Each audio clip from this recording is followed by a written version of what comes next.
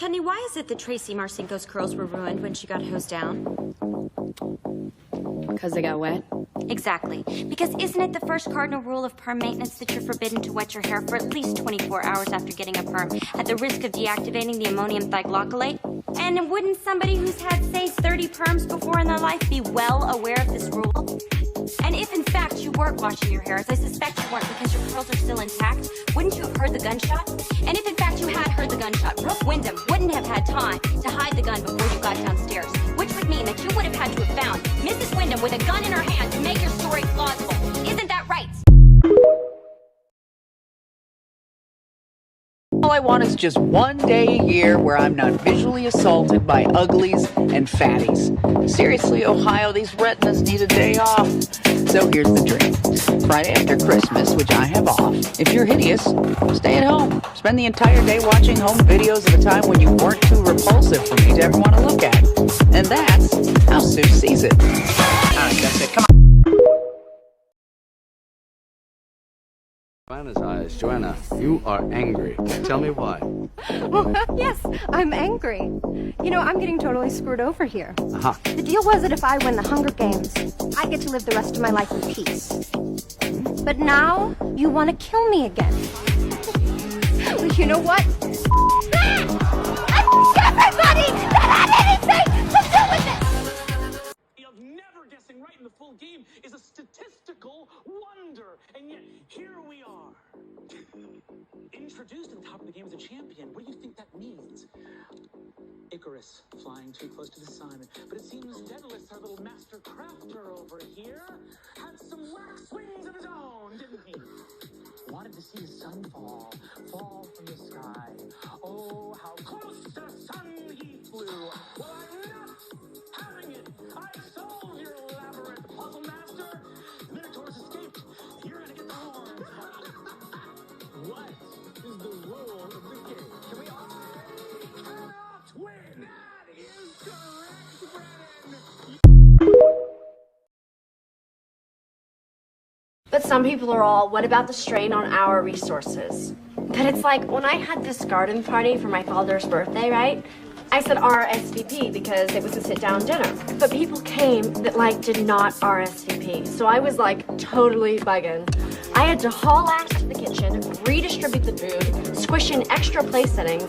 But by the end of the day, it was like, the more the merrier. And so, if the government could just get to the kitchen, rearrange some things, we could certainly party with the Haitians.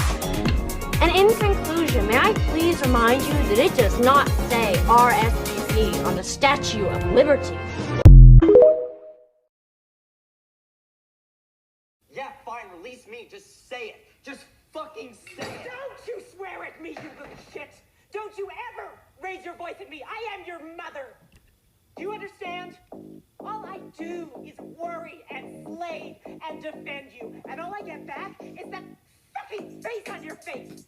So full of disdain and resentment and always so annoyed. Well, now your sister is dead.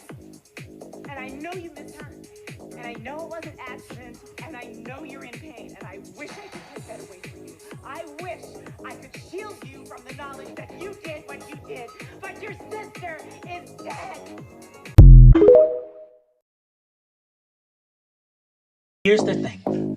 I don't know what you kids are up to, but I do know one thing. Laws are threats made by the dominant socioeconomic ethnic group in a given nation. It's just a promise of violence that's enacted, and police are basically an occupying army. You know what I mean? You guys want to make some bacon?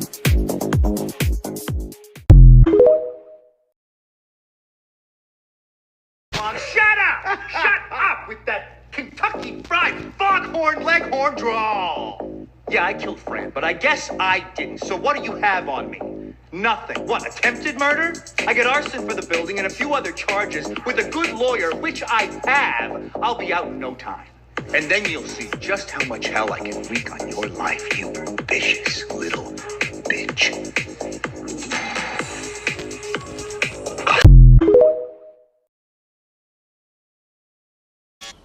I didn't have time to wax. Indifference is the most awful thing in the world, Armand. I've done everything I could to make myself attractive for you. I've lost and gained over 100 pounds in the last year. I've yo-yoed from a 16 to a 10 to a 16, and you've never said a word. Not one hint of encouragement, not one scrap of validation. If it wasn't for the parent tablets, I don't think I could go on. You don't love me anymore, Amma.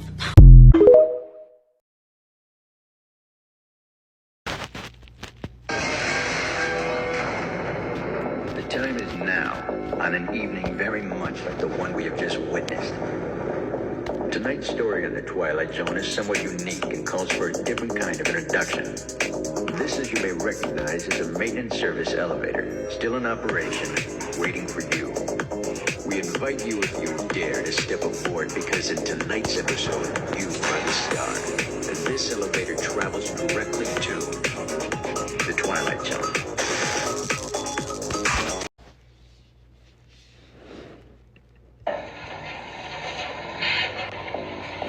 Go on, Johnny. And I'll tell you who her is. Cassandra Nova, a megalomaniacal psychotic asshole. A finger-licking, dead-inside pixie slap, a third-rate time-store nut. And I'll tell you what she can do. I'm listening. She can lick my goddamn cinnamon ring clean and kick rocks all the way to wall of hell. In fact, I don't give a shit if she removes all my skin and pops me like some nightmarish blood balloon. If the last thing I do in this godforsaken, ungutter existence is like that fuck box on fire, I still won't die happy. Shit, girl, you crazy. That's right, wait. I won't be happy until I've urinated on a freshly barbecued corpse and husk fuck charge for me while murdering Juggernaut and Juggernaut nuts. Wow. And you can quote, got you in my face. Yes. Yes, I did it. I killed Yvette. I hated her so much. It flames on the side of my face, breathing, heaving breath. Years from now, my people will be forced to live in mobile homes, on reservations. Your people will wear cardigans and drink highballs. We will sell our bracelets by the roadsides. You will play golf and enjoy hot hors d'oeuvres. My people will have pain and degradation. Your people will have stick shifts. The gods of my tribe have spoken. They have said, do not trust the pilgrims, especially Sarah Miller. And for all these reasons, I've decided to scalp you and burn your village to the ground.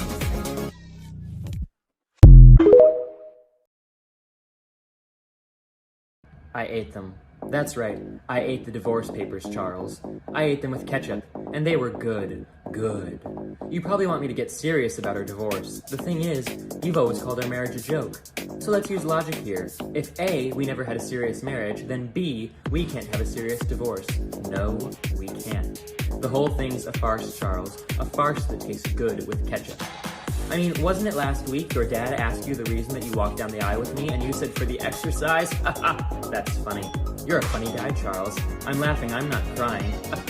I'm laughing because you're about to give up on a woman who is infinitely lovable.